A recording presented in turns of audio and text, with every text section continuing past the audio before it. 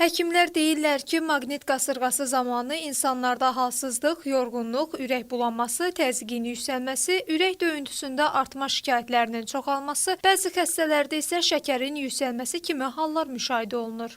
Uşaqlarda və 65 yaşından yuxarı şəxslərdə daha çox müşahidə olunur. Eyni zamanda hər hansı bir xronik xəstəlikdən əziyyət çəkən insanlarda bu simptomlar özünü daha qabarıq şəkildə göstərir.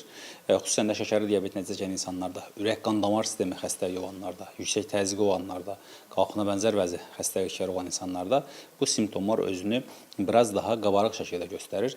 Ona görə də bu insanların maqnit qasırğası olduğu dönəmlərdə dərmanlarını mütəmadi olaraq qəbul etməlidirlər. Hər hansı səhhətlərində problemi varsa, mütləq həkim nəzarətində olmalıdırlar. Bu dönəmlərdə açıq havada vaxt keçirməyi maksimum dərəcədə azaltmalıdırlar. Çoxlu miqdarda su, maye qəbul etməlidirlər. Mütəxəssislər onu da qeyd edirlər ki, bu vəziyyətdə vətəndaşlar üçün səhər 11-ə qədər, axşam saat 5-dən sonraki zaman intervallarında açıq havaya çıxmaq üçün ən ideal zamanlardır.